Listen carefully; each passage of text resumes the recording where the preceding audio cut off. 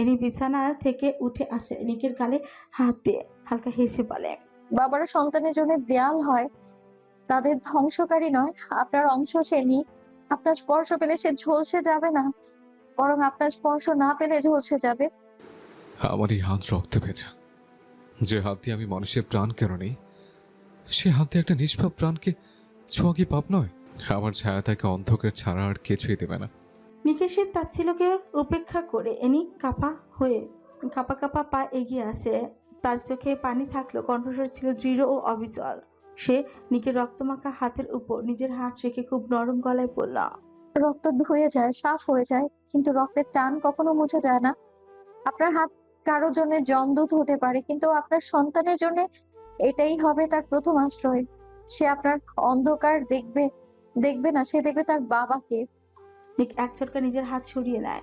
চোয়াল শক্ত হয়ে আসে তার। ধূসর বাদামি চোখের মনিতে এক ধরনের উগ্র অস্থিরতা। সে ঘরের জানালার দিকে তাকিয়ে তাতে দাঁত চেপে বলে, বাবা ডাকবে না, তীব্রভাবে ঘৃণা করবে। আমি এক নরপশু, যার কোনো ভবিষ্যৎ নেই। আমার মতো মানুষের অংশ হয়ে জন্মানো মানে অভিশপ্ত জীবন পাওয়া। পৃথিবী আমাকে ভয় পায়। আমি চাই না আমার সন্তান আমাকে দেখে আতঙ্কে কুঁকড়ে থাকুক। আমার স্পর্শ পেলে সে ঝলসে যাবে। ভুল ভাবছেন আপনি।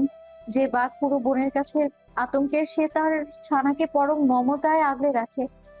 আপনার কঠোরতা পৃথিবীর জন্য তুলে রাখুন, কিন্তু আপনার সন্তানের জন্য আপনি কেবলই একজন বাবা। আপনার স্পর্শ তাকে ঝলসে দেবে না, তাকে নিশ্চয় পৃথিবী থেকে আড়াল করে রাখবে। আমার ভেতরে কোনো মায়া নেই, কোনো দয়া নেই। আমি তাকে কি দেব? নিকের একটা শক্ত হাত টেনে নিয়ে নিজের পেটের উপর রাখে এনি। নিক হাতটা সরিয়ে নিতে চাইল, কিন্তু এনি তা ছাড়ালো না। আপনি তাকে আপনার নাম দেবেন, আপনার সাহস দেবেন। একজন মাফিয়া রাজত্ব জয় করতে পারে, কিন্তু একজন বাবা তার সন্তানের হৃদয়ে রাজত্ব করে। তার ছোট্ট আঙুল যখন আপনার এই শক্ত হাত ধরবে, তখন বুঝতে পারবেন আপনি নরপশু নন, আপনি একজন রক্ষাকর্তা। নিকের চোখ দুটো এনির স্ফীত উদরের দিকে নিবদ্ধ হয়ে আসে, কিন্তু সেখানে কোনো পিতৃসুলভ কোমলতা বা পরম মমতা লেশমাত্র নেই। নিক এক পা এগিয়ে এসে এনির খুব কাছে দাঁড়ায়, এতটাই কাছে যে এনি নিকের গায়ের সেই চিরচেনা উগ্র তামাক আর দামি পারফিউমের তীব্র গন্ধই পাচ্ছিল। নিক তার শক্ত আঙুল দিয়ে এনির চিবুকটা আলতো করে উঁচিয়ে ধরে বলে, এই বাচ্চার জন্য যদি তোমার তিল পরিমাণ কষ্ট হয়, তবে তিল পরিমাণ ছাড় দেব না। তোমাকে কষ্ট দেয় এমন কাউকে সহ্য হয় না আমার, এমনকি নিজেকেও না। সামান্য থেমে নিঃশ্বাস টেনে বলে, তুমি হয়তো একে তোমার সন্তান হিসেবে দেখছো, কিন্তু আমি একে দেখছি তোমার শরীরের ওপর আসা এক বাড়তি চাপের মতো। তোমাকে কষ্ট দেয় এমন কাউকে আমি সহ্য করব না। তা সে কোনো শত্রু হোক, কোনো নিয়তি হোক, কিংবা আমার নিজের রক্ত। তোমাকে সুস্থ দেখতে পাওয়ার জন্য আমি যদি অনাগত প্রাণকে। নিক থেমে যায়, কথাটা অসম্পূর্ণ রেখে এনির শুকনো কাপা ঠোঁটের উপরে চুমু খেতে চায়, কিন্তু এনি খেতেই দিল না তাকে। নিকের এমন পাষাণ হৃদয় দেখে এনির কান্না আসে। লোকটা পাথর সে জানে, কিন্তু পৃথিবীর এমন কোনো পুরুষ নেই যে বাবা হওয়ার খবর শুনে এমন পাথর হৃদয়ে বসে থাকবে। এনি রাগটাকে সামলাতে না পেরে নিকের কলার চেপে ধরে আচমকা। নিকে কিছু বলতে না দিয়েই চোখে চোখ রেখে তাতে দত পিষে বলে, যদি এইভাবে মুখ ফিরিয়ে রাখেন তবে প্রচুর খারাপ হবে। আমি বাচ্চা চেয়েছিলাম, বাচ্চা আমি কখনোই চাইনি। জোর করে এই বাচ্চা নেইনি আমি আপনার থেকে, বরং নিজে দিয়েছেন এই বাচ্চা। সজ্ঞানী হোক বা অন্যভাবে, সে আপনার অংশ। আমার সন্তানের প্রতি কোনো রকম অবহেলা দেখালে আমি একদমই সহ্য করব না। হৃদয়হীন পাষণ্ড লোক। সন্তানের অস্তিত্ব অনুভব করে একটু মায়া কাজ করলো না আপনার? হৃদয়ে পাষণ্ড প্রলেপ পড়ে গিয়েছে আপনার? এই 6.5 মাস নিজে নিজে সব সামলে নিয়েছি আমি, আর বাকি দিনগুলো নিজেই সামলাতে পারবো। লাগবে না আমার আপনার কোনো ভালোবাসা। এনি কথাগুলো এক নিঃশ্বাসে বলে ওয়াশরুমে গিয়ে দরজাটা আটকে দেয়। এই মুহূর্তে নিকের সামনে দাঁড়াতে ইচ্ছে করছে না, কান্না আসছে বুক ভেঙে, ভেতরটা ফেটে যাচ্ছে। ওয়াশরুম পিচ্ছিল মেঝেতে বসে এনি নিজের মুখায়ব দুই হাতে আবৃত করে রুদ্ধশ্বাসে ক্রন্দন করতে থাকে। নিকের এই পাষাণোচিত পান বাক্যে গুলো তার অন্তঃকরণে এক নিদারুণ দহন জ্বালায় দগ্ধ করছিল। যে মাতৃত্ব ও নারীর শ্রেষ্ঠ অলংকার, নিকের দৃষ্টিতে তা যেন এক অসহনীয় আপদ। বাইরে নিকের পায়চারি শব্দ শোনা যাচ্ছে, প্রতিটি পদবিক্ষেপ এনির কম্পন বাড়িয়ে দিচ্ছে। নিকের এই নির্লিপ্ত কাঠিন্য আর অমনীয় জেদ এনিকে এক দুর্বোধ্য অন্ধকার প্রকোষ্ঠে বন্দি করে ফেলেছে। তার অনাগত সন্তানটি এমন পিতার ছায়া ছত্র ছায়া আসতে চলেছে যার কাছে মমতা এক প্রকার মানসিক দুর্বলতা।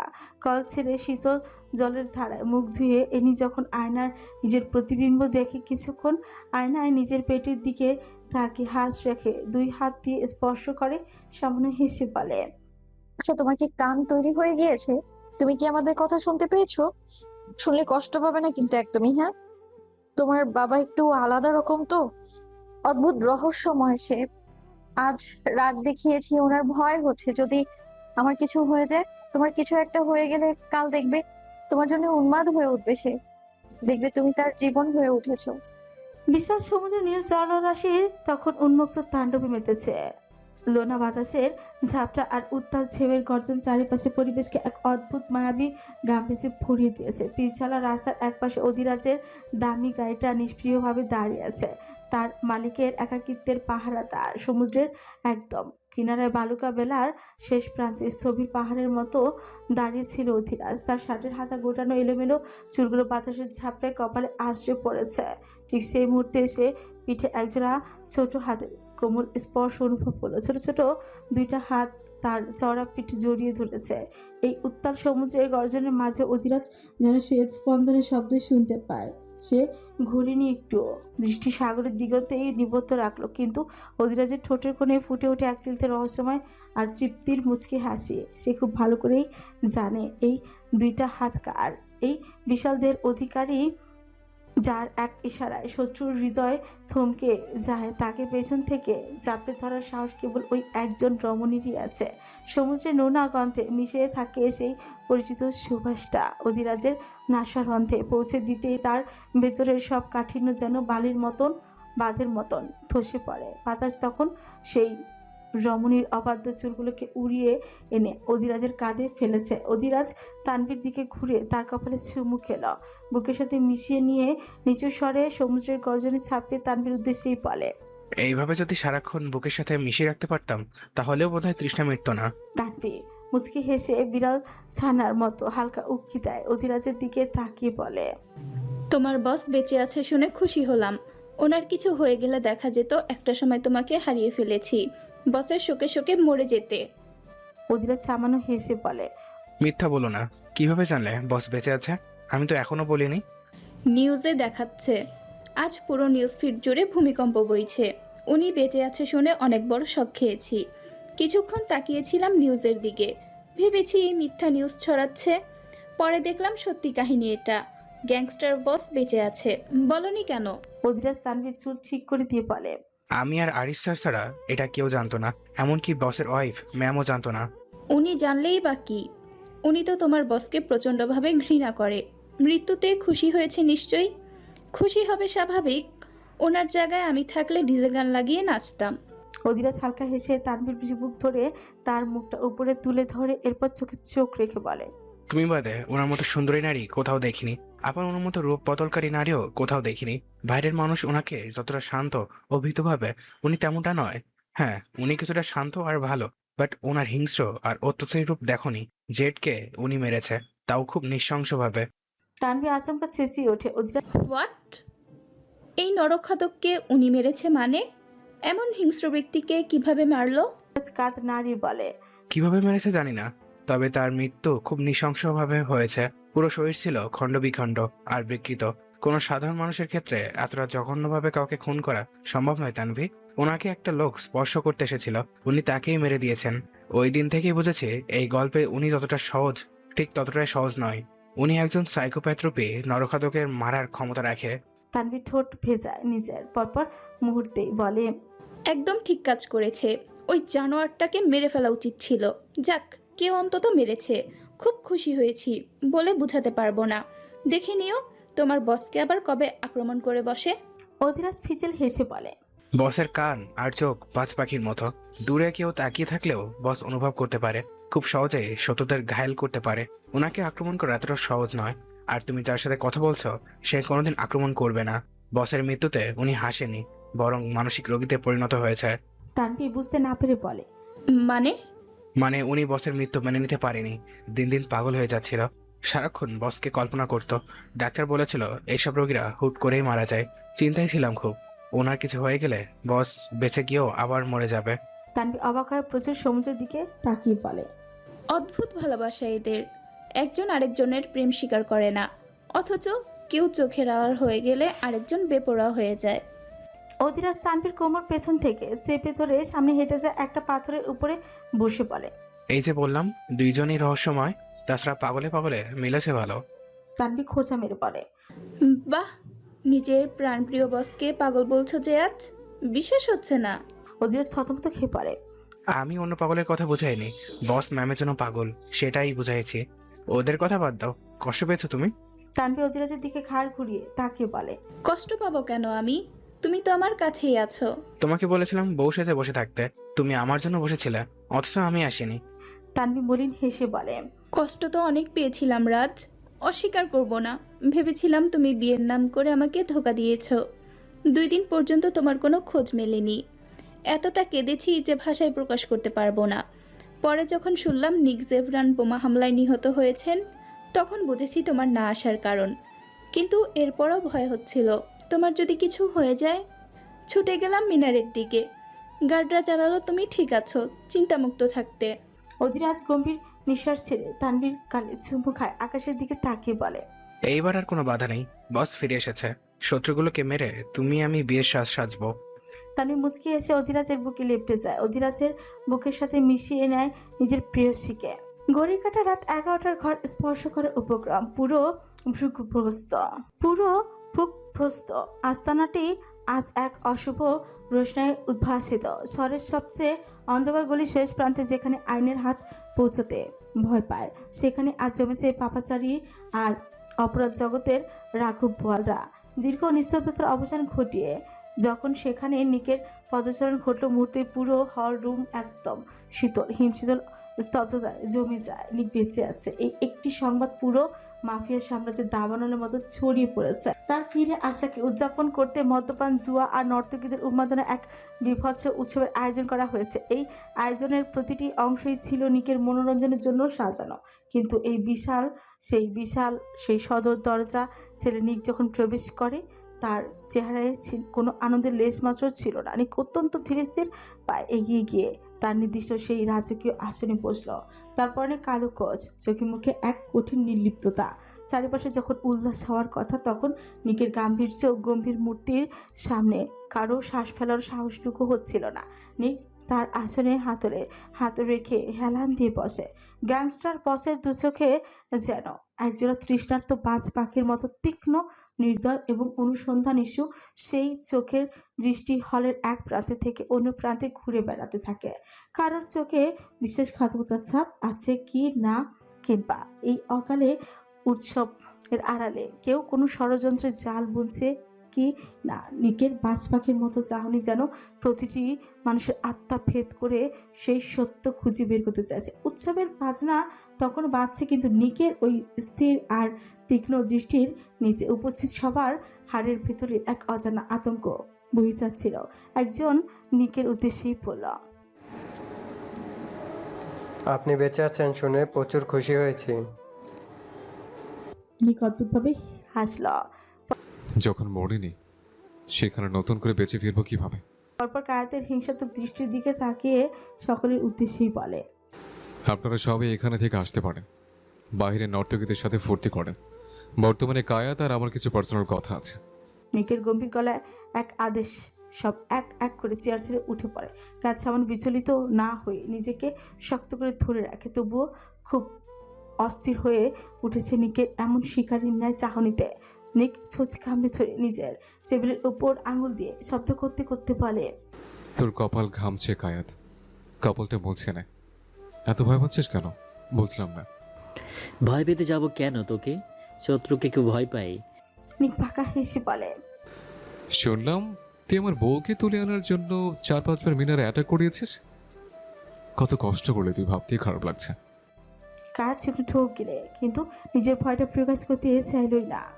এসব খাওয়া মাল তুলে এনে আমার কি লাভ? নিক হাসলো, হেসে নিজের কপাল ঘেঁষে হাতে একটা ছুরি তুলে নিয়ে সেটা সামান্য নাড়াচাড়া করে ছুরির দিকে তাকিয়ে বলে। ভয় পাচ্ছিস? কায়েত তেলেবেগুনি জ্বলি উঠছে। বাস্টার্ড, ভয় পেতে যাব কেন? কায়েতের মুখে গালি নিকের আর সহ্যই হলো না। চেয়ার থেকে উঠে কায়েতের কিছু বুঝে ওঠার আগেই গলাটা চেপে ধরে কায়েতকে চেয়ার থেকে মেঝেতে পড়ে যায়। নিক পেটের উপর পা রেখে তাদের ধত পিষে বলে, শালাম মাদারফাক, বোমা তুই হামলা করিয়েছিস তাই না? কায়েত ছটফট করে কঠিন গলায় বলে।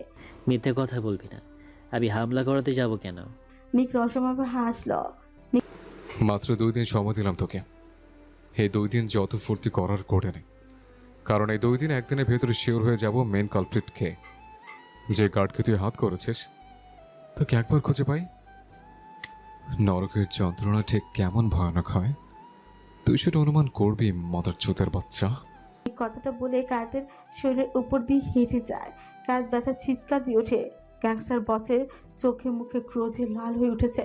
সোজা গাড়ি গিয়ে মধ্যে বসে যায়। উদ্দেশ্য মিনারে যাওয়া। আরিশ আর অধিরাজও ডিবানে বসে নিকের জন্য অপেক্ষায় করছিল। নিক মিনারে প্রবেশ করে। আরিশ আর অধিরাজের উদ্দেশ্যে বলে, কাল পুরো শহরে মিষ্টি বিতরণ করে দে, পুরো মাফিয়া সাম্রাজ্যকে জানিয়ে দে গ্যাংস্টার বস বাবা হতে যাচ্ছে।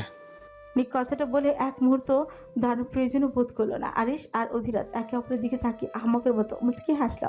আরিশ অধিরাজের দিকে তাকিয়ে বলে, বুঝলে অধিরাজ, নিক আর আমি একসাথে বিয়ে করেছি। আমি কিছু মাস পরে করেছি, তবে সেসব হিসেবে রাখি না। অ্যানি প্রায় 6 থেকে 7 মাসের অন্তঃসত্ত্বা, আর এদিকে আমার বাসরটাই হলো না। আর অপেক্ষা করা যাবে না, আমারও বাবা হওয়ার অনুভূতি খোঁচাখুচি করছে।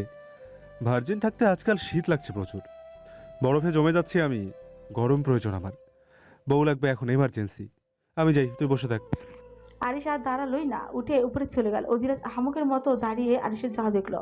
সবাই বাচ্চার বাবা হয়ে যাচ্ছে, আর এদিকে সে বিয়েই করতে পারলো না।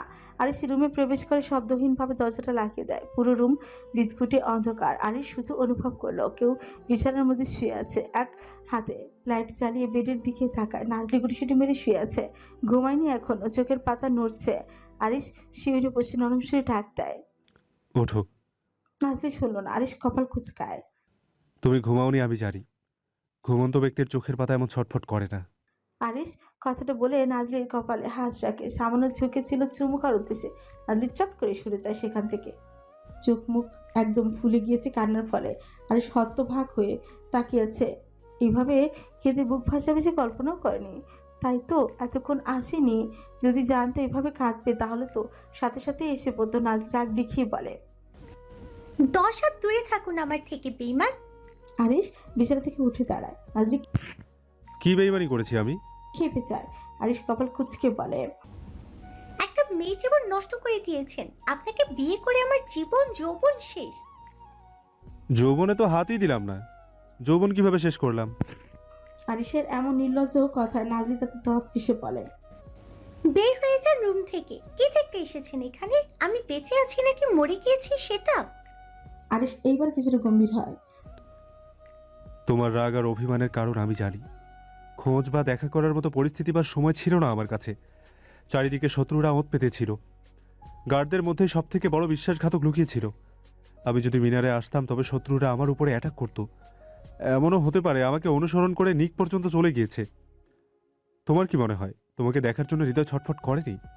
অবশ্যই করেছে, কিন্তু অনেক সময় ষড়যন্ত্রের কাছে আবেগ হেরে যায়। দূরত্ব বাড়িয়ে দেয় দুজনের মধ্যে, আর এই সাময়িক দূরত্ব ভবিষ্যৎ সুন্দর করে। নাজলি ছোঁচ কামড়ে ধরে এদিক সেদিক তাকায়। কান্নার ফলে কথা বলতে পারছে না। আরিশ পায়ের সুচ খুলে এক লাফে বিছানায় উঠছে। নাজলির প্রকম্পিত শরীরটা নিজের বুকের সাথে মিশিয়ে নিয়ে সান্ত্বনা দিয়ে বলে, আমি এতটা খারাপ নই, তোমার সাথে রাগ দেখালেও আগলে নিতে জানি।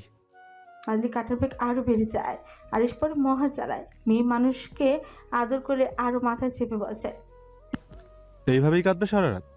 কষ্ট হচ্ছে কিন্তু। নাজলি বুকে মাথা রেখেই বলে, এইভাবেই কেঁদেছি এই 5 মাস। তখন কষ্ট লাগেনি? লেগেছিল, কিন্তু আসতে পারিনি। একটা জিনিস খুব উপকার হয়েছে, যা আমার কাছে অমূল্য রত্নের মতো। নাজলি নাক চেনে বলে। কি? আরিশ মুচকি হেসে বলে, দূরত্ব না থাকলে ভালোবাসা অনুভব করা যায় না।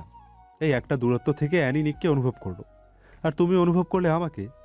নাহলে কিভাবে বুঝতাম তোমার মতো জঙ্গলিও যে ভালোবাসতে জানে? নাজলি চোখ ছোট ছোট করে তাকায় আরিশের দিকে। ভালোবাসি কখন বললাম? আরিশ অবাক হয়ে বলে। আমার জন্য কেঁদেছো, এটাই তো ভালোবাসা। নাজলি একদম নাকচ করে বলে। আপনার জন্য কেঁদেছি কে বললো? আমি কেঁদেছি তার কারণ ছিল। আপনার সাথে কত ঝগড়া করেছি, এখন আপনার যদি কিছু হয়ে যায় তবে আমার মাপ চাওয়ার হবে না। কারোর কাছে মাপ চেয়ে কবরে গেলে শাস্তি পেতে হবে, সেই ভয়ে কেঁদেছি আমি। আপনার জন্য কাটতে যাব কোন দুঃখে? আশ্চর্য, দেখে সরুন। নাজলি বিছানা থেকে নেমে যায় আরিশের মাথা ঘোরাচ্ছে যুক্তি শুনে। শাস্তির ভয়ে কেঁদেছে? Like seriously? এখনো কেঁদেছে? চোখ দুটো ফুলে লাল হয়ে আছে। পুরো অভিমান দেখেছে, ছলো ছলো দৃষ্টি দেখেছে সে। আর এই মেয়ে বলছে শাস্তি পাওয়ার ভয়ে কেঁদেছে। হায় আল্লাহ, এমন ঘাটতারা মেয়েই কেন আমার কপালে রাখলে? নাজলি দরজা খুলে বের হওয়ার জন্য প্রস্তুতি নেয়। আরিশ পথ আটকে বলে। বাহিরে কেন যাচ্ছ? নাজলি পেছনে তাকিয়ে বলে। আশ্চর্য, পথ আটকাচ্ছেন কেন? রুম থেকে বের না হলে আমি ঘুমাবো কোথায়? আরিশ নিজের রাগ নিয়ন্ত্রণ করে হারাচ্ছে। কপাট রাগ দেখিয়ে বলে। এত বড় বেড চোখে পড়ে না তোমার? ও, তাহলে আপনি বাইরে ঘুমাবেন? আমি বাহিরে ঘুমাবো কেন? নাজলি শিকুচকে বলে। আমি আর আপনি এক বেডে ঘুমাবো এমন কিছু ভাবছেন? আরিশ নাজলির বাহু ধরে বলে। স্বামী স্ত্রী এক বেডে ঘুমায়, এইটাই দুনিয়ার নিয়ম। নাজলি মুচকি হেসে বলল। সব স্বামী স্ত্রী ঘুমায় কারণ তাদের সম্পর্ক ওই রকম, তাদের মধ্যে ভালোবাসা অনুভূতি আছে। আপনার মতো নয়, যে সম্পর্কে ভালোবাসা নেই সেখানে এক বেডে ঘুমানোর প্রশ্নই আসে না। আরিশ তাদের পিছে দরজার সাথে চেপে ধরে বলে। তুমি ভালোবাসলেই তো হয়ে যায়। নাজলি পিঠের সামনে ব্যথা পায়, কিছুটা রাগ দেখিয়ে বলে। আমি কেন ভালোবাসবো আপনাকে? আপনি ভালোবাসেন এটা কোনোদিন স্বীকার করেছেন? যেদিন আপনি বলবেন সেদিন উত্তর কি দিব সেটা ভেবে দেখব। আপাতত আমাকে ছাড়ুন, আপনার জন্য অর্ধেক জীবন শেষ আমার। আমার হতভাগা জামাইটা অপেক্ষা করে বসে আছে আমাকে বিয়ে করবে বলে, অথচ এদিকে আমাকে আটকে রেখেছেন। তাকে বাসর করা থেকে বঞ্চিত করছি আমি।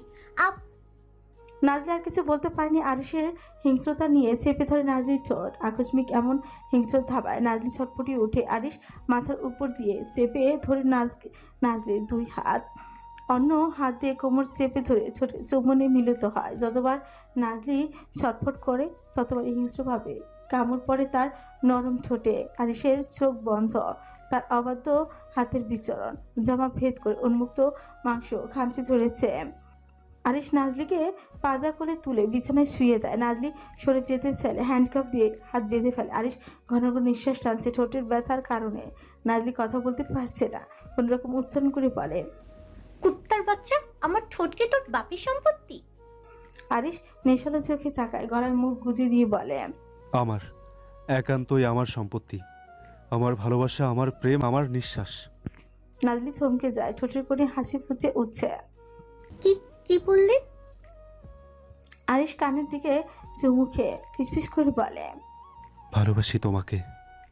এই কণ্ঠে পর পুরুষের নাম সহ্য হয় না, আগুন লাগিয়ে দিতে ইচ্ছে করে। নাজলি ঠোঁট চেপে ধরে নিজের চোখ দিয়া বিরতিহীন ভাবে পানি গড়িয়ে পড়ছে। এই শব্দটা শোনার জন্য কত ছটফট করেছে সে। অবশেষে একটু তেরামি করার ফলে শোনার ভাগ্য হলো।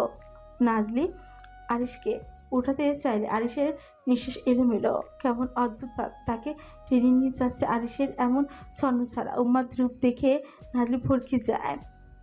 কি কি কি করছেন? তো ছাড়ুন, আমার কথা শুনুন আগে। আরিশ ছাড়লো না, হাতের হ্যান্ডকাফ খুলে দিয়ে জামার ফিতার মধ্যে হাত রেখে গলায় মুখ গুজে দেয়। মিনতি সুরে বলে। প্লিজ নাজলি, অন্তত এই মুহূর্তে সরে যেতে বলো না প্লিজ। ভালোবাসি তো অনেক, অনুমতি দাও প্লিজ। নাজলি শরীরই শিরশির করে উঠে। আরিশের পিঠে হাঁস রেখে নাজলি চোখ বন্ধ করে ফেলে নিজের। অনেক তো দূরত্ব হলো, আর এই দূরত্ব রেখে কি হবে? ভালোবাসার সময় তো দিন দিন ফুরিয়েই যাচ্ছে। নাজলি লজ্জায় লাল হয়ে যায়। আমিও ভালোবাসি আপনাকে, অনেক ভালোবাসি। সাথে সাথেই খুলে যায় জামার ফিতা। নাজলির শরীর শিরশির করে ওঠে আবারও। শক্ত করে আরিশের পিঠ খামচে ধরে অনুভব করতে পারছে একজন উন্মাদ পুরুষের বেসামাল স্পর্শ। কি আশ্চর্য! ভালোবাসা শব্দে এত শক্তি কেন? সামান্য একটা স্বীকার উক্তিতে নিজেকে উৎসর্গ করে দিয়েছে, সরে আসার মতো শক্তি হারিয়ে ফেলেছে। আরিশ নাজলির কানের কাছে এসে ফিসফিস করে বলে। প্রস্তুত? ভয় নেই, নিজের সবটা দিয়ে আগলে নেব। নাজরি লজ্জা আর আতঙ্কে আরিশের বুকে মুখ লুকায়। আরিশ মুচকি হেসে নাজরির মাথায় চুমু খায়। নাজলি চোখ বন্ধ করে ফেলে, শক্ত করে খামচে ধরে আরিশের চুল।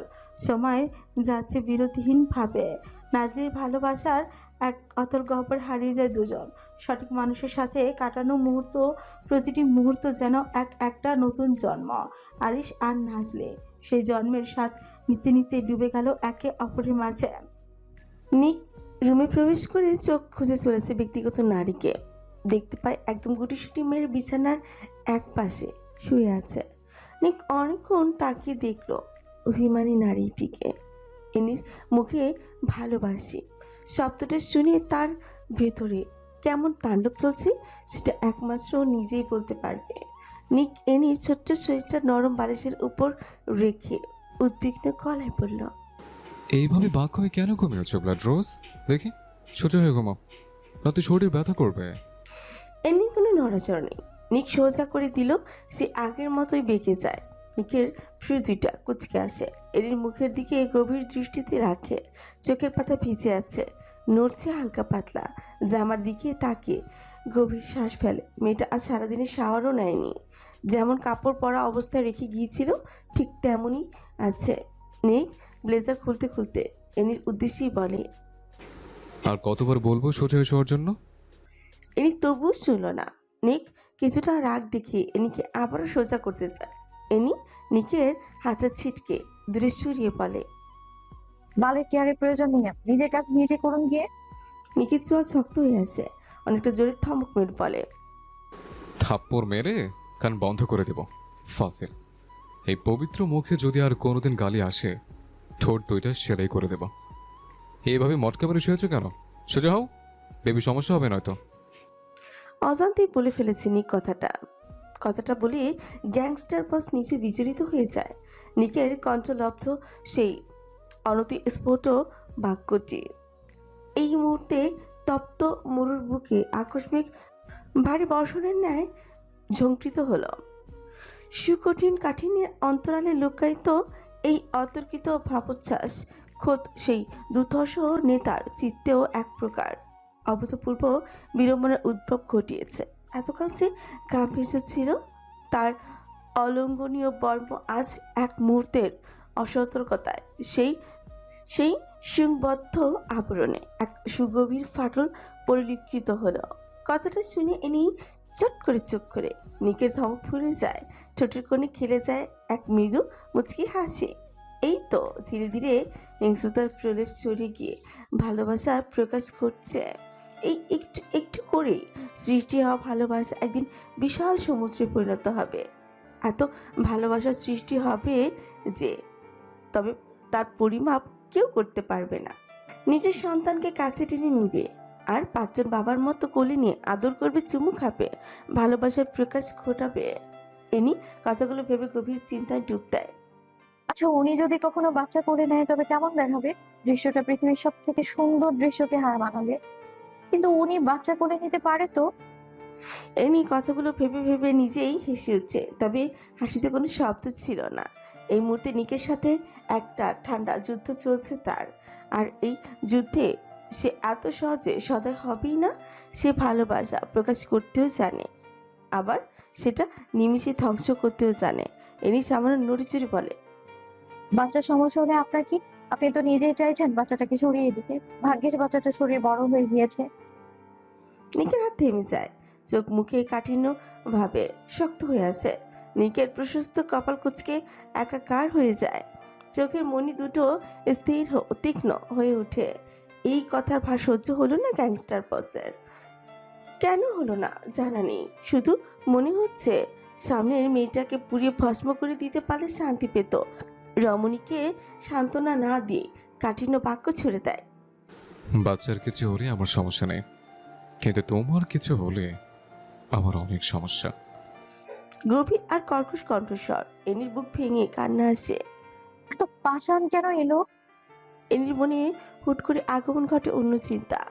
কোনোভাবে কি লোকটা অন্য কারণে বাচ্চাকে মেনে নিচ্ছে না? গ্যাংস্টার বস তাকে নিয়ে সব কিছুর সাথে জেলাসি করে। চন্দ্র, সূর্য, জড়, জীব সব কিছুর সাথেই জেলাসি। প্রথমে এগুলো নিয়ে কাছে ছিল মানসিক যন্ত্রণা। বের হয়ে আসার জন্য ছটফট করেছে দিনরাত। এরপর লোকটা যখন অনেক মাসের জন্য হারিয়ে গেল, তখন অনুভব করলো এই জেলাসিগুলো ছাড়া সে অসহায়। প্রয়োজনে এক বদ্ধ রুমে আজীবন কাটিয়ে দিবে, তবু এই উন্মাদ পুরুষটাকে তার চাই। কত কেঁদেছে, কত নির্ঘুম রাত কাটিয়েছে। লোকটা স্মৃতি মনে করে একা একা কথা বলতো, আর সবাই বলতো তার মানসিক সমস্যা হয়ে গিয়েছে। ডাক্তার বলেছে এসব রোগীদের হুট করে মৃত্যু ঘটে। এই কথাটা তার ভেতর তোলপাড় করছিল সেদিন। সে বাঁচতে চেয়েছিল অনেকদিন পর্যন্ত, যতদিন না পর্যন্ত নিক জেভরান তার সন্তানের অস্তিত্ব অনুভব করে। চোখ ভরে দেখতে চেয়েছিল গ্যাংস্টার বসের উন্মাদনা। বাচ্চা আসবে শুনে হয়তো খুশিতে তাকে জড়িয়ে ধরে চুমু খাবে, আদর করবে, কাছে টেনে নেবে। কিন্তু ঘটনা পাল্টে গেল। উনি বাচ্চা আসার খবর শুনলেন, অথচ ওনার মুখের চোখে অন্যরকম একটা অস্থিরতা, জেলাসি। পুরো পৃথিবী একদিকে থাকে আর সন্তান অন্যদিকে। তবে কিসের এত জেলাসি, রাগ, ক্ষোভ? শুধুই কি আমাকে হারানোর ভয়, নাকি অন্য কিছু? ইনি কথাগুলো ভেবে অস্থির নিঃশ্বাস ফেলে। লোকটা এমন কিছু ভেবে থাকলে আজ এই মিনার ছেড়ে চলে যাবে সে। তার রাগ, হিংসা, অপরাধ ছন্নছাড়া রূপটাকে গ্রহণ করে সংসার করবে বলেছে, কিন্তু অবিশ্বাস নিয়ে এক সেকেন্ডও নয়। ইনি নিজের মধ্যেই সাহস সঞ্চয় করে প্রশ্নটা জিজ্ঞাসা করার জন্য মুহূর্তেই মধ্যে চোখ বন্ধ করে ফেলে, বলেই ফেলে, আপনি কি অবিশ্বাস করছেন, আমায় সন্দেহ করছেন? নিকের কপাল কুঁচকে আসে। এনির ভেজা নীল আখির দিকে তাকিয়ে বলে, মানে কিসের অবিশ্বাস? এনি পরপর শ্বাস টানে, কিছুটা শক্ত গলায় বলে, সন্দেহ হচ্ছে এই বাচ্চা আপনার নয়। নিকের চেহারা ফ্যাকাশে ওঠে, ক্রোধে চোখ মুখ বিভৎস রূপ ধারণ করে, চিবিয়ে চিবিয়ে হুঁশিয়ারি দেয়, লাগাম টানো মুখের, নয়তো খুব খারাপ হয়ে যাবে। এনি চোখ ভিজে আসে। কথাগুলো আর মনের ভিতর গোপন রাখে, ফাঁস করে দেওয়ার জন্য উঠে পড়েই লাগে। কিসের লাগাম টানবো আমি? আপনার সন্দেহটা মুখে বলে দিচ্ছি আমি। আপনি ভাবছেন আপনি তো ছিলেন না কাছে, তবে বাচ্চাটা যে আপনার হবে তার গ্যারান্টি কি, তাই তো? এমনও হতে পারে আপনার অগোচরে। এনি কথাগুলো বলে শেষ করতে পারল না। এনির গালে শক্ত হাতের থাপ্পড় পড়ে। এনি কিছুটা ছিটকে পড়ে যেতেই না, কিন্তু তার আগেই দুইটা শক্ত হাত তাকে ধরে ঘুরছে ওঠে। মানুষ মনে হয় না আমাকে তোর? পেটে আমার বাচ্চা নিয়ে ঘুরে অন্যের বলে চালিয়ে দিচ্ছিস? তোর কি মনে হয় আমার ভেতরটা দয়ার সাগর? এই কথা অনুমান করলে তুই এতক্ষণে বেঁচে থাকতে? গ্যাংস্টার বস নিক জেভরান যাকে সন্দেহ করে তাকে দুনিয়া থেকে সরিয়ে দেয়। প্রতারণা আমার সব থেকে বড় শত্রু। আরে শালি, নিজের মাকেই তো বাঁচতে দেয়নি, সেখানে তো তুই নিজের কথা বলছিস। কি মনে হয় তোর আমার এমন মনে হলে বেঁচে থাকতে তুই? এই পবিত্র শরীরে ছোঁয়ার অধিকার একমাত্র আমার, আর আমার অধিকারের উপরে যদি কেউ আঙ্গুলের স্পর্শ লাগায় তবে তস নস করে দেব সবকিছু। আর সেখানে তোর পেটে বাচ্চাতে এত বিলাসিতা, এতটা জঘন্য চিন্তা ভাবনা আসলো কিভাবে তোর মাথায়? এমন কিছু হলে অনেক আগেই তোকে খুন করে কুত্তা দিয়ে শরীর খাওয়াতাম আর বাচ্চাটাকে ডাস্টবিনে ছুঁড়ে ফেলতাম। কিন্তু সে আমার অংশ, আমার বৈধতার দলিল, আমার অস্তিত্ব। ভুলেও যদি আর এইসব বলতে দেখি বাজে কিছু করে বসবো। আমার দুর্বলতা খুঁজে পেয়েছো ভেবে যদি আনন্দ পাও, তবে সেটা হবে তোমার জীবনের সবচেয়ে বড় ভুল ব্লাড রোজ। মনে রেখো, বনের বাঘ যখন শান্ত থাকে তার মানে এই নয় যে সে শিকার করতে ভুলে গেছে। কান্না ব্যথা ভুলে এনি ফ্যাল ফ্যাল চোখে তাকিয়ে থাকে। লাস্ট লাইনগুলো কর্ণে বাজছে ক্ষোভ। আমার অস্তিত্ব, আমার বৈধতার দলিল। এনির ভাবনার মধ্যে ভেসে আসে নিকের শক্ত কণ্ঠস্বর, নিজেকে অবিশ্বাস করবো তবুও তোমাকে না। তোমাকে অবিশ্বাস করার আগে আমার মৃত্যু হোক। নিক থেমে নিঃশ্বাস নেয় আরো। এনিকে পাঁচ আঙুলে তুলে ওয়াশরুমের দিকে এগিয়ে যায়। এনির গালের দিকে তাকায়, 5 আঙুলের দাগ বসে আছে, একদম ফুলে উঠেছে। এতদিন পর মেয়েটাকে কাছে পেল, আদর করে তো তৃষ্ণা মেটাতে পারছে না, কিভাবে আঘাত করে বসলো। Damn it! এনির নীলচে গালে ছোট ছুঁয়ে বলে, আমি খারাপ, উন্মাদ হতে পারি, কিন্তু তোমায় অবিশ্বাস কখনো করব না। 5 মাস পর ফিরে এসে তোমার উন্মাদনার খবর শুনে যে প্রশান্তি লাভ করেছি তা জীবনেও অনুভব করিনি। এসব কথা নেক্সট টাইম উচ্চারণ করো না। নিজেকে সামলাতে পারি না, আমি আঘাত করে বসি। এনি নিশ্চুপ শোয়ে শুনে সেই সব কথা। ওয়াশরুমে এসেছে এতক্ষণ খেয়ালই করেনি সে। নিজের অবস্থান অনুভব করে কপাল কুঁচকে ফেলে। আপনি আমাকে ওয়াশরুমে কেন নিয়ে এসেছেন? শাওয়ার নেবে তাই। এনির চোখ আকারে বড় হয়ে যায়। এই গভীর রাতে শাওয়ার নেয় কোন পাগলে? এনি অধৈর্য গলায় বলে। এত রাতে শাওয়ার নিতে পারবো না আমি, ঠান্ডা লাগছে খুব। নিক বাথটবের দিকে তাকিয়ে বলে। হট শাওয়ার নেবে? একদম জোর দেখাবেন না, কাল সকালে নিয়ে নেব। এত রাতে শাওয়ার নেয় কোন পাগল? নিক পেট্রু কুচকে বলে। কেন, গভীর রাতে কখনো শাওয়ার নাওনি? নিকের ইঙ্গিত আর ইশারা বুঝতে এনি থতমত খেয়ে যায়। লজ্জায় গাল লাল হয়ে যায় তার। মিনমিনে গলায় বলে। তখন নেওয়াটা বাধ্যতামূলক ছিল। এখন নেওয়াটা বাধ্যতামূলক? একজন মানুষ সারাদিন শাওয়ার না নিয়ে কিভাবে থেকেছে? শাওয়ার না নিলে আমার সাথে জায়গা দেবো না। এনি চোখ ছোট ছোট হয়ে আসে। জায়গা দেবেন কেন? কে আমি যে জায়গা দিবেন? বউ আমার, একমাত্র আদুরে অভিমানী বউ। এনি মাথা নিচু করে মুচকি হাসে। নিক এনির চুলগুলো বেঁধে দিয়ে শার্টের বোতামগুলো এক এক করে খুলতে থাকে। এনি ছোঁচ কামড়ে ধরে। নিকের হাতে ঠান্ডা স্পর্শ শরীরে লাগতেই পা দিয়ে আঙুলগুলোর সাহায্যে শক্ত করে চেপে ধরে মেছে। এই বুঝি জ্ঞান হারিয়ে পড়ে যাবে সে। উফ, এত কেন হালকা লাগছে নিজেকে। শার্ট খোলার জন্য কাঁধ থেকে নামাতে এনি বাধা দেয়। আপনি আপনি বাইরে যান, আমি শাওয়ার নিয়ে আসছি। এনির এই বাধা দেওয়াটা নিকের রাগটাকে বাড়ানোর জন্য যথেষ্ট ছিল। বাধা মানল না সে। শক্তভাবে শার্টটা খুলে ফেলে। এনি হকচকিয়ে উঠে কিছুটা। নিকের রাগটা অনুভব করতেই সিটিয়ে যায়। মনে পড়ে কথাগুলো। তুমি সম্পূর্ণ আমার। আমার থেকে কোনো কিছু আড়াল করবে না, এমনকি নিজেকেও না। তুমি নিজেকে আড়াল করলে আমার মাথা ঠিক থাকে না। মনে হয় তুমি আমার না, আমাকে ছেড়ে চলে যাবে। এনি কিছু বলতে চাইল, কিন্তু নিকের গম্ভীর মুখ দেখে কথাটা আটকে যায়। বাথরুমের কাছের দেয়ালে তখন উষ্ণ বাষ্পের খেলা। শহরের ঝিরে ঝিরে শব্দ ছাপে এনির হৃৎপিণ্ডে থুকপুকানি স্পষ্ট শোনা যাচ্ছে। গ্যাংস্টার বসের গম্ভীর মুখভাবে কোনো ভাবান্তর নেই। এনি শুভ্র কাঁধে তখন শীতল বাতাসের ঝাপটা এসে লাগছে বারবার।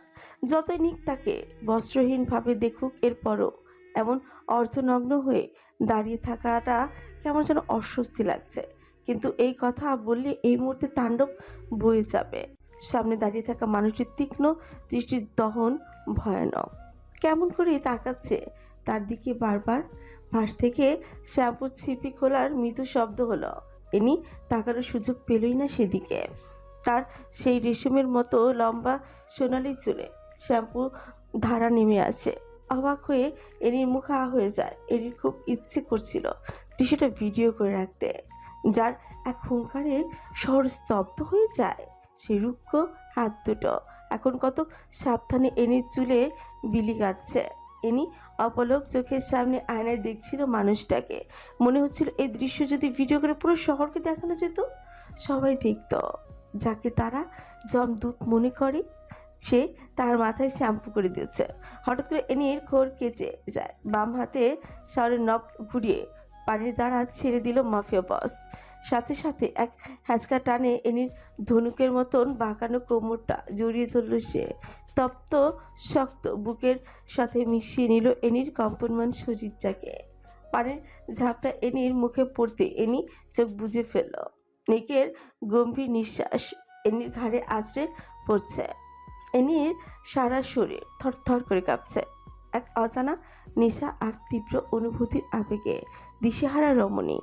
নিকের হাতটা এনির উন্মুক্ত হালকা ফোলা পেঁচে যেতে চায়, কিন্তু দাঁত পিষে নিজেকে আটকে নেয় গ্যাংস্টার বস। এনির গলায় চুমুর বর্ষণ এগিয়ে দিয়ে বলে। এই চুলের মাদকতা আমার কাছে আফিমের থেকেও তীব্র নেশা। তোমার উচিত ছিল আমার অনুপস্থিতিতে সেগুলো যত্ন করা। এই দেহটা আমার একমাত্র প্রশান্তি, অথচ তুমি তার যত্নও নাওনি। হাঁটতে ছাড়া শরীরে কিছু দেখতে পাচ্ছি না আমি। শরীরের সাথে বিশ্বেও শান্তি পাচ্ছি না। মনে হচ্ছে যেন কেউ নেই। ইনি নিকের পেট গলিয়ে হাত দিয়ে আঁকড়ে ধরে, বকে মুখ লুকিয়ে বলে। আপনি ছিলেন না পাশে, সৌন্দর্যের যত্ন করে কি হবে? কাকে দেখাবো আমি?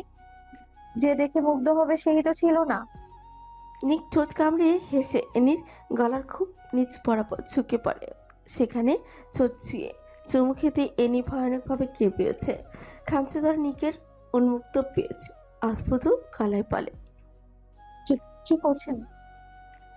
নিক সোজা হয়ে এনি নীলাভ চোখে চোখ রাখে, বাঁকা হেসে বলে।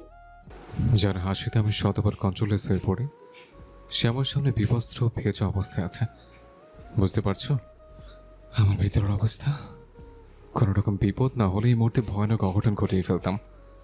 আবারও গ্যাংস্টার বসের শক্ত শরীরের নিচে তোমার নরম শরীরটা ভেসে যেত। I can not control my self baby girl. নিক কথাটা বলে স্বর অফ করে দেয়। এনি ভয়ে শুকনো ঠোক গিলে নিকের বক্ষে মুখ লুকিয়ে দাঁড়িয়ে আছে। লজ্জায় মুখ উঠানোর সাহস নেই তার। ছুঁচ কামড়ে হাসে মাফিয়া বস। চাল জমে প্রবেশ করে এনির সামনে জামা রাখে। এনি সেদিকে তাকিয়ে লজ্জা আরো সিটিয়ে যায়, কাপড়ের ভাঁজ থেকে সরিয়ে পড়ে। এটা পড়ি না আমি, আপনি দাঁড়ান, আমি নিয়ে আসছি। নিক ফিকুজকে তাকালো, খুবই সিরিয়াস ভঙ্গিমায় বলে। কেন? এই নারী কি সমস্যা? এনি লজ্জা হাসপাস করে ওঠে, মিনমিনি সুরে বলে। বড় হয় অনেক, আগে ঠিক ছিল কিন্তু এখন। এনি থেমে যায় আর কথা বলে না। নিক এনির হাত থেকে নিয়ে কাবার্ডের দিকে এগিয়ে যায়। পেছন ফিরে এনির দিকে তাকিয়ে ফ্রিকোজকে বলে। সমস্যা নেই, আমি এসে পড়েছি। এখন সব কিছু ফিটফাট হয়ে উঠবে, তখন এটাও বড় হবে না। এনি আচমকা তাকায় নিকের দিকে, চোয়াল শক্ত করে তাকে পিপির করে উঠছে। নির্লজ্জ। নিক হাসল। এনির জন্য নিয়ে আসা বস্ত্রটা নিজ হাতে পরিয়ে দেয়। গলার চুমুখে চুলগুলো হ্যান্ড ড্রায়ার দিয়ে শুকিয়ে নেয়। এনি শুধু স্তব্ধ হয়ে তাকিয়ে আছে। এই গ্যাংস্টার বসের সাথে তাকে আগের গ্যাংস্টার বসের কোনো মিল নেই। ইনি আরাম করে বসিয়ে দিয়ে নিজের ফোনটি বের করে মাফিয়া বস স্ক্রিনে একটি তালিকার দিকে গভীর মনোযোগ দিয়ে তাকিয়ে থাকে সে। তালিকাটির শিরোনাম গর্ভাবস্থায় মা ও শিশুর সুস্থতার জন্য করণীয়। প্রথম নির্দেশনায় ছিল পরিচ্ছন্নতার কথা। নিক মনে মনে হিসেব করলো এই দিকটা সে এখন ঠিকভাবে সম্পন্ন করেছে। দ্বিতীয় নির্দেশনায় ছিল নিয়ম মেনে সুষম খাবার গ্রহণ। নিক স্ক্রিনের দিকে তাকিয়ে বিড়বিড় করে উঠে। ও গড, আর কি করতে হবে? এনকে শুয়ে পড়তে দেখে আদেশ ছুড়ে দেয়। বাঁকা হয়ে একদম শোবে না, খাবার খেয়ে এরপর ঘুমাও। এনি হেডবোর্ডে হেলান দিয়ে শুনাচিয়ে বলে। কেন? বাঁকা হয়ে শুয়ে পড়লে আপনার বাচ্চার সমস্যা হবে? নিক গম্ভীর চোখে তাকায় এনির দিকে। এনি চাদর দিয়ে মুখ ঢেকে ফেলে নিজের। নিক কথাটা শেষ করে রুম থেকে বেরিয়ে যায়। তার পায়ের শব্দ ধীরে ধীরে দূরে মিলিয়ে যায় মুহূর্তে। উদ্দেশ্য একটাই, খাবার নিয়ে ফেরা। রুমে নীরবতা নেমে আসে। এনি নিকে চলে যাওয়ার পথের দিকে তাকিয়ে থাকে কিছুক্ষণ। ঠোঁটের কোণে এক ফোঁটা মৃদু হাসি জমে ওঠে আচমকা। সে খুব ভালোভাবেই লক্ষ্য করছিল আজকে নিকটা অন্য দিনের চেয়ে আলাদা। খুব অস্থির ছিলেন মাফিয়া বস, অস্বাভাবিকভাবে সচেতনও ছিলেন। মনে হচ্ছিল নিজের ভিতরে কোনো অনুভূতির সঙ্গে প্রতিনিয়ত লড়াই করছেন। ইনি অনেকবার খেয়াল করেছে আর চোখে গ্যাংস্টার বস বারবার তার হাত অজান্তে এনির পেটের দিকে এগোতেই চাচ্ছিল, আবার ঠিক পর মুহূর্তে নিজেকে সামলেও নিচ্ছিল। চোখে ভেসে উঠছিল এক ধরনের অদৃশ্য হিংস্রতা ও অভ্যাসগত কঠোরতা। এনি মনে মনে হাসল। একদিনেই যদি এমন অবস্থা হয় তাহলে সামনের দিনগুলোতে কি হবে? সবেমাত্র তো শুরু, গ্যাংস্টার বস। দেখি আর কতদিন মুখ ফিরিয়ে রাখতে পারেন। একদিন নিজেই বাচ্চাদের জন্য উন্মাদ হয়ে উঠবেন, কলিজা হয়ে উঠবে তারা আপনার। তাদের নিয়ে জেলাসিও করবেন না, সেদিনের অপেক্ষায় আছি আমি। চারিদিকে ছড়িয়ে থাকা সমুদ্র তখনও শান্ত। জলের বুকে সূর্যের আলো পড়ে ঝিলমিল করে উঠেছে। সকালে নির্মল সূর্যলোকে ধরণী ধীরে ধীরে জেগে উঠেছে। রাতের দীর্ঘ নিস্তব্ধতা ভেঙে পূর্ব দিগন্তে আলো ছড়িয়ে পড়তে আকাশের বুক জুড়ে জন্ম নিচ্ছে সোনালি আভা। হালকা কুয়াশা তখনও বাতাসে ভাসমান।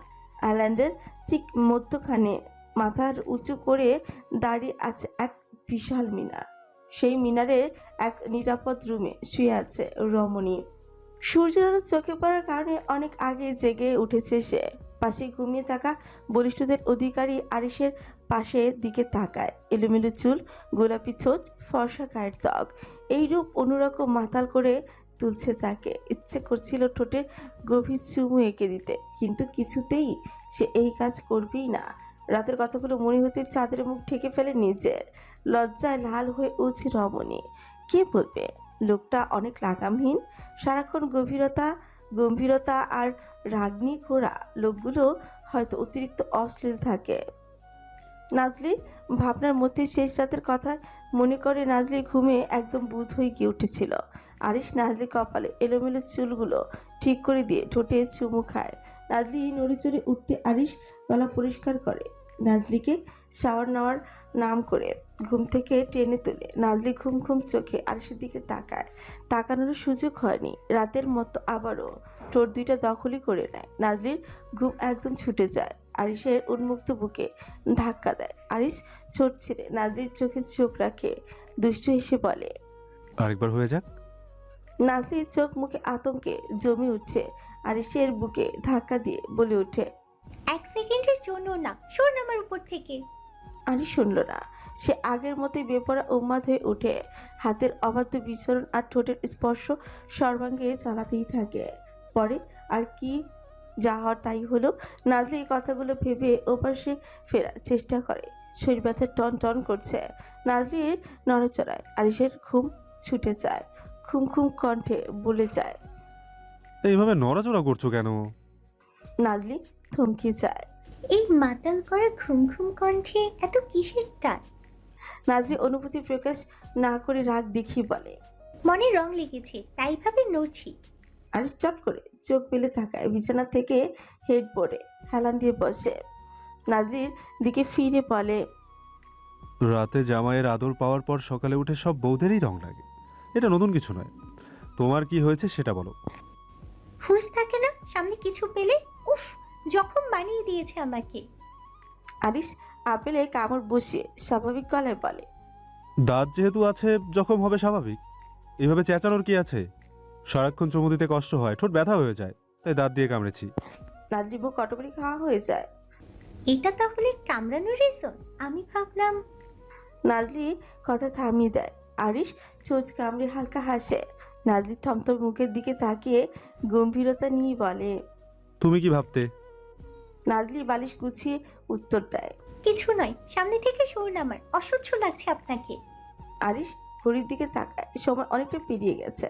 কাবার্ডের দিকে গিয়ে গ্রীবাদেশ নাড়িয়ে ছাদটা সুরে পড়ে, সারা রাত আদর করলাম, সোহাগে ডুবিয়ে রাখলাম, নিজেকে কষ্ট দিয়ে তোমাকে আগলে রাখলাম, আর সকাল হতেই জুতা মারছো। নাজলি বালিশ ছুটে দিয়ে চেঁচিয়ে উঠল, অসভ্য নোংরা লোক, শালা তোর মুখে ঠাডা পড়ু। আরিশ বালিশ ক্যাচ করে ঠিকই, কিন্তু নাজলিকে থমকে উঠছে। চুপ বেয়াদব, আই অ্যাম ইউর হাজবেন্ড। শালা কি ধরনের ভাষা? রাতেও বিশ্রী শব্দ উচ্চারণ করেছো, কিছু বলেনি। বেয়াদবের বাচ্চা, কুত্তার বাচ্চা, এইসব কি ধরনের শব্দ? আরেকবার এইসব উচ্চারণ করলে থাপড়ে মুখে নকশা বদলে দেব। ধমক শুনে নাজলি মাথা নিচু করে ফেলে। শরীরে অসহ্য ব্যথা অনুভব হচ্ছে। মেডিসিন নিয়েছে অনেকক্ষণ হলো, তবুও ব্যথা কমছে না। বসে থাকার মতো শক্তি পাচ্ছে না। শরীরটা কেমন দুর্বল অনুভব হচ্ছে। পায়ের কাছ থেকে ব্ল্যাঙ্কেটটা চেনে নিয়ে গুড়িসিটি মেরে শুয়ে পড়ে। নাজলিকে এভাবে শুয়ে পড়তে দেখে আরিশের কপালে চিন্তার ভাঁজ পড়ে। মেয়েটার অনেক ধৈর্য, সেটা আরিশ খুব ভালোভাবে বুঝেছে। শেষবারে জ্ঞান হারিয়ে পড়েছিল, কিন্তু নিজেকে শক্তভাবে রেখে সবটা সামলে নিয়েছে। কিন্তু অবস্থা খুবই নাজুক। আরিশের ভেতরে অপরাধবোধ বাসা বাঁধে। আর একটু সতর্ক হওয়া উচিত ছিল তার। সে এগিয়ে গিয়ে নাজলির শিউরে বসে কপালে চুমু খায়। মাথায় হাত রেখে শীতল গলায় জিজ্ঞেস করে, খারাপ লাগছে বেশি? ডাক্তার ডাকবো? নাজলি ঘাপটি মেরে শুয়ে থাকে। কি নির্লজ্জ কথা এটা! এসব নিয়ে কেউ ডাক্তার ডাকে? ছি! নাজলি কঠিন গলায় শুধোয়, লাগবে না, সময় হলে ঠিক হয়ে যাবে। আরিশ মাথায় হাত বুলিয়ে দেয়। নাজলির মাথাটা নিজের বাহুর উপর রেখে পেছন থেকে জড়িয়ে ধরে। ঘাড়ে মুখ ডুবিয়ে শুষে নেয় প্রিয়তমা স্ত্রীর রাগ শরীরের ঘ্রাণ। সেখানে মুখ রেখে ফিসফিস করে বলে, ধন্যবাদ সবটা সামলে নেওয়ার জন্য, আমার মতো এমন উন্মাদকে নিজের মতো করে সামলে দেওয়ার জন্য। আর সরি তোমাকে এতটা ব্যথা দিয়ে বলে। পরের বার থেকে সতর্ক থাকবো। নাজলি থমকে যায়। আরিশের মুখে সরি সরে ভেতরে মুচড়াচ্ছে। লোকটা সত্যি তাকে সরি বলল, নাকি সে অসুস্থতায় ভুল শুনছে? নাজলি বিশ্বাস হচ্ছে না তার বেহায়া স্বৈরাচারী মন আবারও উৎসুক হয়ে উঠে এই শব্দটা শোনার জন্য আরিসের বক্ষে মুখ লুকিয়ে জিজ্ঞেস করে, আপনি সরি বললেন আমাকে? Criminal leader Irish Ilham sorry বললো আমাকে? বিশ্বাস হচ্ছে না। আজকাল কি কানে কম শুনতে পাই? আরিশ ফিচেল হেসে নাজলির শরীরটা শরীরের সাথে মিশিয়ে নিতেই চাইল, কিন্তু তার আগে নাজলি চেঁচিয়ে ওঠে। ব্যথার চোখ মুখ নীল বর্ণ ধারণ করে তার দাঁতে তৎ পিষে বলে, মাথায় জ্ঞান বুদ্ধি নেই? বর বলল পুরো শরীর জখম হয়ে আছে আর এসেছেন চেপে ধরতে। মেরে ফেলার ঠান্ডা করছেন নাকি? আরিশ স্বস্তি নিঃশ্বাস ফেলে, কিন্তু কিছু মুহূর্তের জন্য তাকিয়ে থাকে নাজলির দিকে। রোমান্টিক মোমেন্টকে এইভাবে পানি ঢেলে দেওয়ার জন্য এই মেয়ে সেরা। হুটহাট সুইং হয় মোড। আরিশ চুল ঠিক করতে করতে বলে, এক রাতেই প্রেগনেন্ট হয়ে গেলে? এইভাবে মুড সুইং হচ্ছে কেন তোমার? নাজলি হতাশ চোখে তাকায়। এত বাজে কথা বলতে ঠোঁটে আটকায় না? আরেকটা কথা, সুস্থ হলে বিকেলে আমি বাইরে যাব। আরিশের চোখ মুখে গম্ভীর হয়ে উঠছে। কেন? জামা কাপড় কিনতে হবে, অনেক জিনিস আনা বাকি। কি কি আনতে হবে আমাকে বলো। আপনাকে কেন বলবো? আমি কি আনলে কি সমস্যা? আরিশ তাতে তৎ পিষে পড়ে। নাজলি, এইসব নিয়ে একদম তেরামি করবে না, জোর করবে না আমার সাথে। বাহিরে প্রচুর শত্রু ওঁত পেতে আছে, এদেরকে আগে ধ্বংস করি, এরপর সারাদিন রাস্তায় থালা নিয়ে বসে থেকো, কিচ্ছু বলবো না। আরিশের বলা লাস্ট লাইন শুনে নাজলি কপাল কুঁচকে ফেলে, ফের প্রশ্ন করে, থালা নিয়ে বসে থাকবো মানে? আরিশ কৃপাদেশ নাড়িয়ে বলে। বাহিরে যাওয়ার যখন এত ইচ্ছে তখন 2-5 টাকা ভিক্ষা করে নিয়ে আসো, কাজে দেবে। নাজলি রাগে দুঃখে ফুঁসে উঠছে। আরিশের দিকে আবারও বালিশ ঠিল ছুঁড়ে চিচিয়ে ওঠে। অসভ্য অভদ্রলোক, এই মুহূর্তে বেরিয়ে যান আমার রুম থেকে।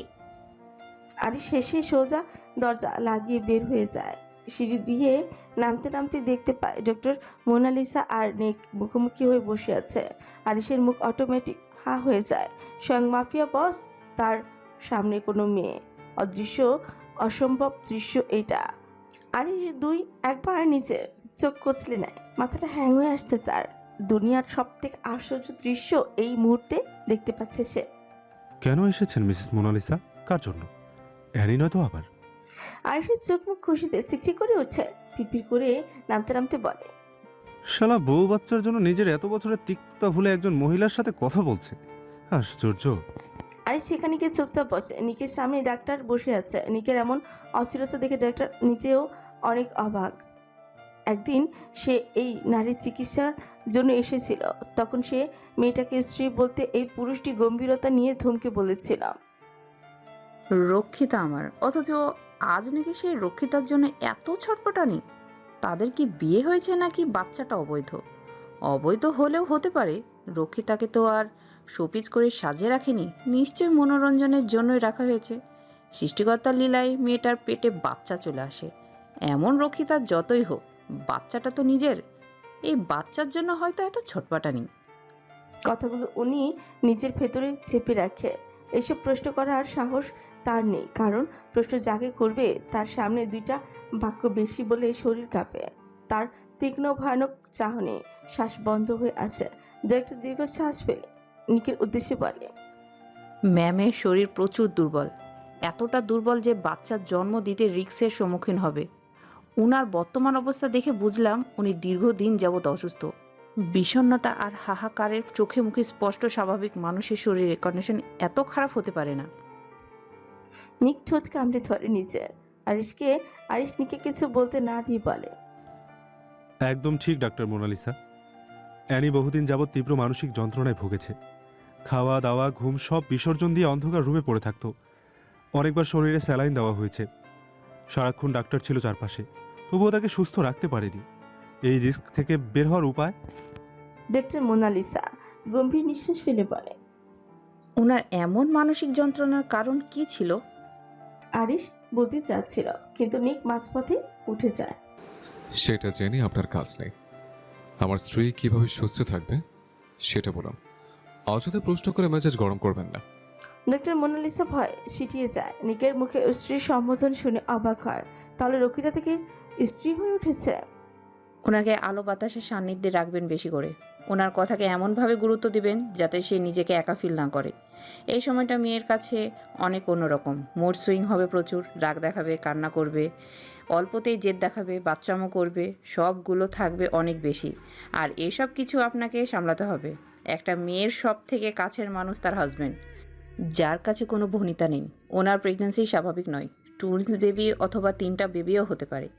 একটা বাচ্চা জন্ম দেওয়ার ওনার জন্য রিস্ক, সেখানে টুইন বাচ্চা জন্ম দিতে গেলে অনেক কিছু ঘটে যেতে পারে। বাকিটা সৃষ্টিকর্তার ইচ্ছে। কথাগুলোর প্রতিটি শব্দ ভেতরে ধাক্কা দিয়ে ঢুকে পড়ে মাফিয়া বসের হৃদয়। মুহূর্তের মধ্যেই তার চোখ মুখের অভিব্যক্তি বলতে দেয়, চোয়ালের পেশি শক্ত হয়ে উঠছে, চোখের দৃষ্টি কেমন খিচে যায়। স্বাভাবিক নয়। এই বাক্যটা দিয়ে তার মাথার ভেতর অনবরত প্রতিধ্বনি হতেই লাগলো। টুইন বেবি কিংবা 3টা বেবি, ভাবনাগুলো একটার পর একটা এসে তার বুকের ভেতর ভার চাপতে থাকে। যে মানুষটা জীবনে অগণিত বিপদের মুখোমুখি হয়েছে, যে মানুষ মৃত্যুকে চোখে চোখ রেখে দেখেছে, সে আজ অদ্ভুত এক আতঙ্কে স্থির হয়ে যায়। নিকের শ্বাস প্রশ্বাস অজান্তে ভারী হয়ে ওঠে, চোখের সামনে সবকিছু ঝাপসায় লাগছিল, অথচ সে কিছুই প্রকাশই করলো না। মাফিয়া বসের হাত দুটো শক্ত করে মুঠো পাকানো, কপাল গলা দিয়ে ঘাম ঝরছে। একটা বাচ্চা যেখানে ঝোঁকের কারণ, সেখানে একাধিক বাচ্চা তো। প্রথমবারের মতো মাফিয়া বসের হৃদয়ে অসহায়ত্ব অনুভূতি ঢুকে যায়। বুকের গভীরে জমে উঠল এক চাপা ভয়, যা সে কাউকে দেখাতেই পারে না, উচ্চারণ করতেও জানে না। আরিশ নিকের এমন বিভৎস অবস্থা দেখে ছোট ফেঁচায় নিজের। ডক্টরকে বলে, আপনি এখন আসুন মিসেস মোনালিসা। ডক্টর মোনালিসা এক মুহূর্ত দেরি না করে চলে যায়। আরিশ নিকের কাঁধে হাত রেখে সান্ত্বনা দিয়ে বলে, ভাই শান্ত হয় একটু। নিক ছনছনা ভাবে শ্বাস ফেলে, হাত শক্ত হয়ে আসে গাংস্টার বসের, গলায় বিষণ্ণতা নেমে আসে। ঠিক এই কারণেই সন্তান চায়নি। কি প্রয়োজন আছে এসব বাচ্চার? সারাক্ষণ ভয় থাকতে হয় মেয়েটাকে নিয়ে। হ্যাঁ, আমারও ভয় কাজ করে। ইভেন আ মনস্টার ফিলস ফিয়ার। মেয়েটাকে হারিয়ে ফেলার ভয় ভেতর থেকে শ্বাস বন্ধ করে দিচ্ছে আমায়। ভয় আরো দ্বিগুণ হয়ে উঠেছে। ঘুমাতে পারছি না, শান্তিতে কোথাও বসতেও পারছি না। যন্ত্রণায় ছেড়ে যাচ্ছে মাথা। চারদিকে এত শত্রু, কতক্ষণ আগলে রাখবো জানা নেই। আমার নিঃশ্বাস বন্ধ হওয়ার আগে পর্যন্ত টাচ করতে পারবে না কেউ। কিন্তু এই ঘটনা কিভাবে সামাল দেব? প্রথম থেকে কাছে থাকলে জটিলতা কোনো কালই সৃষ্টি হতো না। নিক টেনে ধরে নিজের চুল, আঙুলগুলো নিজের চুলের ভিতরে দিশেহারা ভাবে আটকে যেতে দেখে আরিশ শান্ত গলায় বলে, তুই অ্যানিকে নিয়ে অধৈর্য সেটা আমরা সবাই জানি। শালা তুই এই মুহূর্ত মেয়েটার সাথে একটু নর্মাল আচরণ করিস। বাইরের শত্রুদের ধমকাধমকি আর রাগ হিংস্রতা দেখাতে দেখাতে এই রূপ তোর রক্তে মিশে গিয়েছে। এখন তোর ভালোবাসা মাখা কথাগুলো আমার কাছে মনে হয় ধমকে ধমকে বলছিস। একটু স্বাভাবিক হ। নিক সুকুচকে বলে, আর কিভাবে স্বাভাবিক হব? স্বাভাবিক মানুষ যেমন কথা বলে তেমন। মানুষ কিভাবে কথা বলে আমি জানবো কি করে? আরিশ পানি খেতেই যাচ্ছিল, নিকের কথায় পানি খাওয়া বন্ধ করে দেয়। কথা সত্যি, জানবে কিভাবে?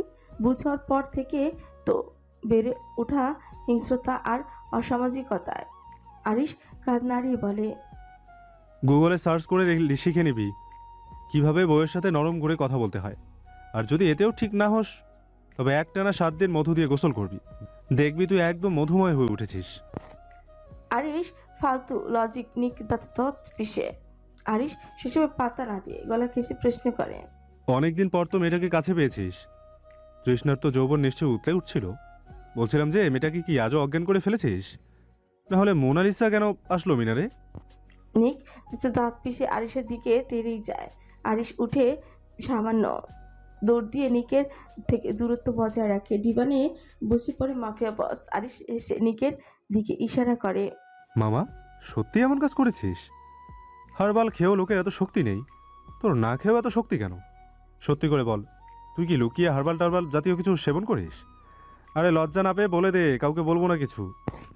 নিক কটমট চোখে তাকাতে আরিশ ভ্রু নাচে, হেসে ওঠে। নিক পায়ের জুতা খুলে আরিশের দিকে ঝিল মেরে দাঁতে দাঁত চেপে বলে, যৌবনকাল অনেক আগেই পার করে এসেছে বাস্টার্ড।